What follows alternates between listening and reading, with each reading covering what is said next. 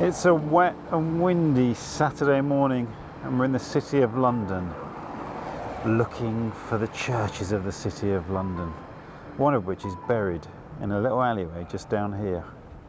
This is episode 9 of my series of walking the churches of the City of London, the churches of the Square Mile. But what's really interesting about the first church that we're going to visit today is that it dates from 1550, the original church does, but it's not on the John Betjeman map that I started using. I would have missed it. I have been here before, but not in this type of video. And I don't know why, so it's a little bit of a mystery, and we find it via an alleyway down here off of Old Broad Street. But there's an interesting building behind me here that it deserves a mention. When I say it deserves a mention, I'll have to look it up. It's number 19 Old Broad Street and find it. I'm thinking it might be one of the halls of one of the livery companies, one of the guilds of the City of London, is my hope. It's possibly just a hotel, but this isn't the alleyway I was looking for, not the one I went down with Ian Sinclair, but it is going to take us to our church. This is Austin Friars, the name of which we'll unpack. Look at this. This is great, isn't it? Look, a little lane. Maybe there's an alleyway off this lane. Great City of London bollard here. So the name Austin Friars, I think it's taken from the fact there was a 13th century Augustinian friary on this site. I think there may even be a statue of a friar down here to remember that fact. That's not what we're looking for. We're looking for a church, the Dutch church in fact. Now, talking of city company halls, here's Drapers Hall. And I think the Drapers are one of the older city livery companies, but you can imagine with a very rich history. They are ranked in order of importance, and which I think is relative to wealth. My God, look at that.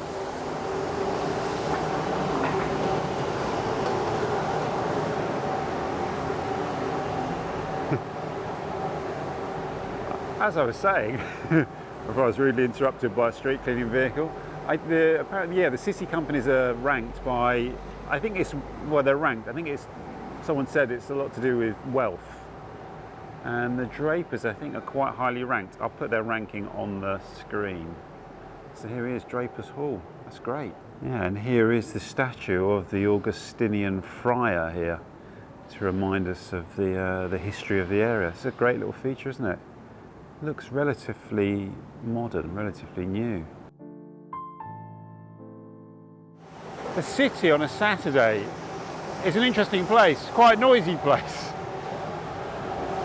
It's a really weird because you have people, I think there's like a lot of parties and things happen here on Saturdays, a lot of kind of, I don't know how else to define it, but events and frivolity, because obviously during the week it's a place of work and economic activity.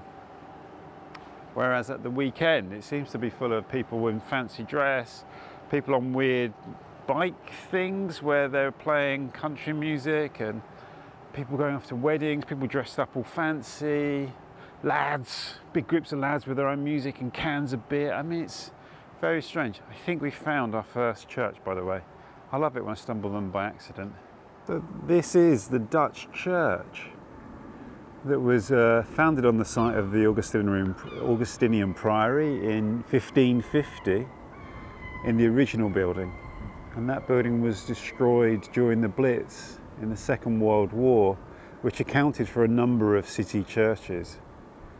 But this one was then rebuilt in 1950, and this is that church. So I wonder if Betjeman wrote his guide before it had been built, perhaps. But it was, the original church was founded for Dutch refugees, mostly Protestant refugees forced out of what was called the Low Countries at a time of great religious upheaval. And at that period of time in the mid-16th century, the Dutch made up the largest kind of diaspora population in London. And this has been their home ever since. It's a very important place for I think to this day, still for Dutch people in London, the website is in Dutch, and it's actually where Vincent Van Gogh used to come and attend the church services here when he lived in London, down in Brixton. And it was the first Dutch Reformed church, and it's known as the mother of all Dutch Reformed churches. Very important site. Cobb's book on the old churches of the City of London tells us actually that the original building was built in 1350, and it was on the site of the Augustinian Priory. So it was a real loss when that was destroyed in the Blitz. So when you look along Austin Friars towards the church, you have to imagine a young and very pious Vincent Van Gogh making his way here on a Sunday morning to listen to services in Dutch. So this is actually the little alleyway that I was looking for to arrive at the church where I walked with Ian Sinclair, Austin Friars Passage. So I shall have to walk down there now, even though it takes me slightly off course. It's well worth it, I think.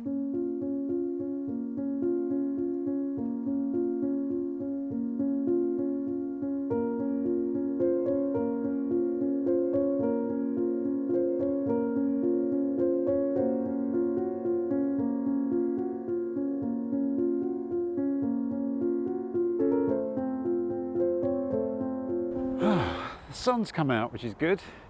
That's a good start. I'm happy with that as a start. We're going to head back to Old Broad Street. I'll just remind you of the background to this series of walks is that there were originally 108 churches in the City of London. That's just in the square mile. 108 churches, 109 if you include St Paul's Cathedral, which is a lot, right?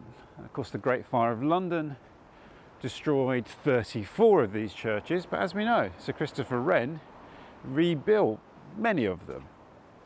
They've been a real feature of previous walks. I don't know if there's any on today's walk.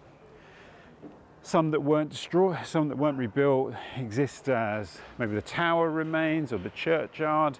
Some there's just a plaque on the wall with the site of the original church. In the previous walk I did, I think I called it the Lost Churches of the City of London, so I tried to do a few of those. There is in fact a Lost City Churches project, which is really interesting.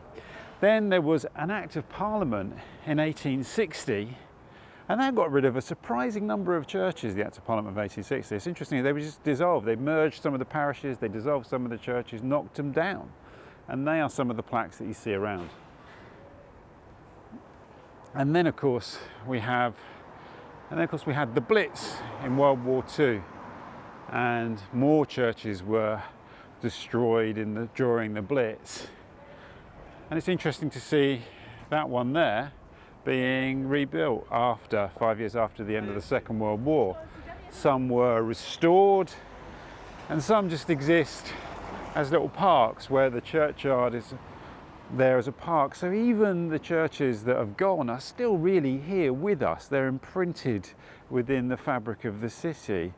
Even if there is no churchyard there or no tower, there is the resonance of what was there before. So I've been doing this since 2021, and I think it's my favourite series that I've ever done. I'm going to start a new series during the football season, to give you a clue. It has nothing to do with Premier League football clubs. That's another passageway there, Pinner's Passage. The noise and the cheering down there, it seems to be a drag act of Balls Brothers, but I think it's a hen night, a hen day with a drag queen. Who knows what will happen there later. Need to get clear of the area. So I've walked something, I've lost track actually, but then I found a map recently, another more modern map of the Lost Churches project, or the Friends of the City of London, and that has 48 churches on it. And some of them are not, strictly speaking, within the square mile, just around the fringes of it. And of course you've got Bevis Marks Synagogue as well, which I think might be the only non-Church of England building, religious building, in the square mile. I'm saying that, I've just come from the Dutch church, which is not Church of England, but it is Protestant. It's beyond me that, but anyway. And the City of London is rich with symbols and symbology and hidden meaning. Carry on, sorry, that's fine. No, carry on, that's okay. And they're everywhere around us, and they do have meaning, they do have significance. And over there on this sort of relatively modern building, you can see that those irons, they look like spears through a shield. That will have a meaning, that will have a story behind it. It's 120 Old Broad Street. Yeah.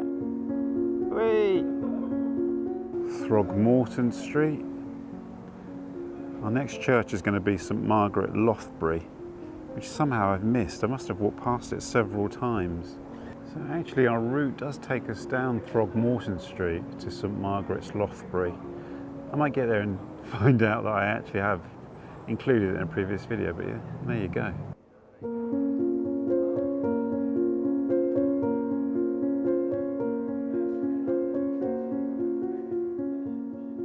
Wow, this is the front of Drapers Hall, which is much more impressive than the back, as you would expect. Look at that. I wonder why these characters symbolise the Drapers. Somebody's definitely going to know in the comments. I could look it up myself, I guess. I do want to do a series on the livery halls, so maybe I'm jumping the gun slightly here. Throgmorton Street feels like a street full of stories. I mean, I know you could probably say that about every city street, couldn't you? Every city road, or no, every city street. There are no roads in the City of London, I was told recently. No roads, only streets and alleys and passages. This is Throgmorton Avenue, which seems to be closed to the public. That's interesting. That's another thing to look into. So Throgmorton Avenue is a private, it's not a private road, is there? Because there are no roads in the City of London, but a private thoroughfare that belongs to both the Drapers Company and the Carpenters Company. And they control these two gates. Apparently, I think they are open during the week. And you can access it via Austin Friars as well, so it's not completely closed off, but there you go. And Carpenter's Hall is down there somewhere. I'm wondering if it's there where I'm pointing my camera right now. This is looking back up Throgmorton Street towards Old Broad Street. And we emerge in Bartholomew Lane, just around the back of the Bank of England here.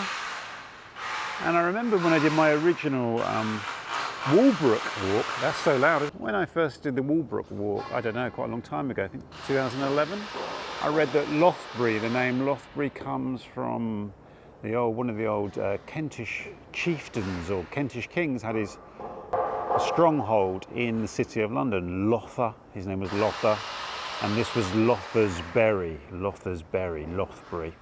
I wonder if that's true or not, but I think here, where the scaffolders are putting up scaffolding, I think that is the Walbrook, the course of the Walbrook down there. There was a video following the course of the Walbrook on my channel, which I will try to remember to link to below.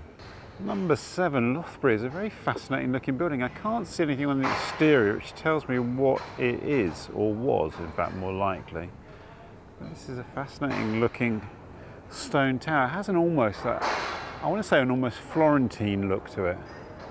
But it's interesting, isn't it? I think what we'll do is we'll go into Tokenhouse Yard before we go to St Margaret Lothbury.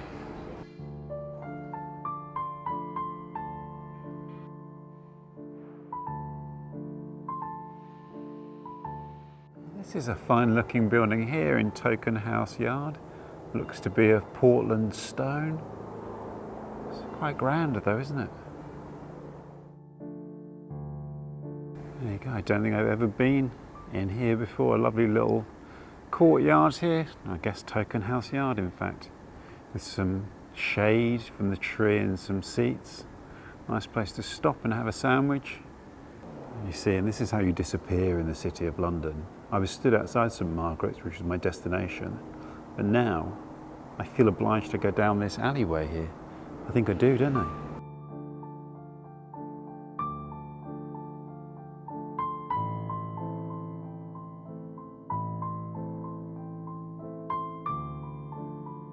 So we've emerged in Telegraph Street, and then just here is Whalebone Court.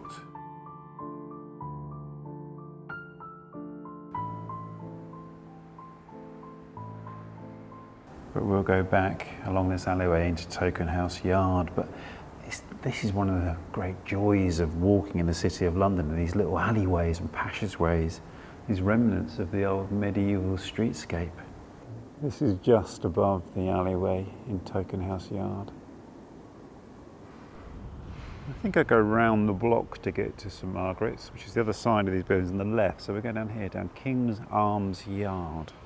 So here's St Margaret Lothbury. This is a wren church from the late 17th century. So we have got a wren church on the walk today. You got this fine corner tower with its lead steeple at the top. In Cobb's Book of Old Churches, that's how it gets its mention as one of the fine steeples and towers of the City of London. And it's got apparently some really lovely dark wood features on the interior, but also it's got a couple of items. It's got a wooden screen from All Hallows the Great when that church was demolished, and it's also got some features from St Olaf Jury, another church which was either kind of demolished or bombed. So it's a little bit of a kind of repository of the lost churches of the city, as well as being a marker in its own right. Like many of them, I suspect it's probably closed today. It's interesting, there is an alleyway at the side of the church called St Margaret's Close, but it seems to be chained off. What's interesting here, the church seems to be in two wards, the ward of Coleman Street and the ward of Broad Street, which is interesting. Luckily, the church door was ajar, even though the church wasn't officially open, and they let me have a look around. The church is actually first mentioned in 1185. The majestic wooden choir screen was moved here from All Hallows the Great when that church was demolished in 1894. The impressive paintings of Moses and Aaron came from St Christopher le Stocks when that too was demolished in 1781, as well as the bust of St Peter le Maire. I was shown the sword rests that were placed here to hold the Lord Mayor's sword of state when they visit. The organ dates from 1801 and came from St Olaf's, and there's generally fine 17th century woodwork throughout the church. The stained glass windows represent the 5 livery companies associated with the church: the armourers and braziers, the glovers, the company of tilers and bricklayers, the tinplate and wire workers, and scientific instrument makers, and the Institute of Chartered Accountants in England and Wales. It's a really beautiful church, and I loved being able to see inside, but I didn't want to overstay my welcome, so headed back out into the street. So this is fascinating here, quite by accident. I stumbled upon Founders Court. In this court stood Founders Hall, 1531 to 1845, rebuilt after the Great Fire in 1666. So it's another one of those echoes of a kind of lost London embedded in the landscape. Isn't it lovely? What an enormous treat to be able to get inside one of the churches. It's quite rare because I usually do these walks at the weekend, and somehow when I've done them during the week, the churches have been closed, even though most of them are apparently open during the week. I've been in a few, but not as many as I would have liked. I used to think Sundays were a really good time to visit them, but city churches tend to be, a lot of them tend to be Monday to Friday, although actually I have found a few open on Sundays. But that was amazing. I had a really lovely chat with the lady there who was part of the church, and we talked about the livery companies and stuff, the history of the livery companies, which she was incredibly knowledgeable. That was a really lovely encounter. I'm just walking up Moorgate now, and I think what I'm going to do is leave it there. I'm going to leave it there, even though we only did 2 churches. But sometimes, you know, a quote I often like to say, the instant Cletton, sometimes the walk is the walk. And I feel when I was looking at the stuff in the church, and just thought, this is beautiful. I don't want to do another one after this. I don't want to go to the front door of another church. I do want to go to St Lawrence Jury, but I'm going to try and go when it might be open. And yeah, that's lovely. Also, I don't want this series to end. I want this series to go on and on and on and on and on. And also, I want to get it edited and get it online for you for Sunday evening. Get back to the Sunday sort of 7 o'clock, 7:30 upload. This is the other side of Telegraph Street. So I think I'm gonna go back to Liverpool Street, get this edited, get it online, and I'm gonna do the full list, the 48 churches in the City of London and around the edge of the City of London. So we've got more to do, we've got loads more to do. This series is gonna go on for another 3 years, and then we're gonna do the livery companies and the company halls and do all of that. You can spend your life walking around the City of London and only scratch the surface of its incredible kind of rich and varied history. So thanks for joining me on this stroll, Saturday stroll in the City of London. Love it, I love it so much. And the sun's come out just as I'm finishing. It's incredible. So as I always like to say, I look forward to seeing you on the next walk, wherever that may be. I mean, I don't know. I really don't know. I've got a list, of course, but the list just gets longer and longer and longer. Take care. Have a great week. It's over the meadow, over the stream. It's where I am going and where I have been. It's been a long day now. It's time for a beer. And now for home, of course I must steer. It's over the meadow.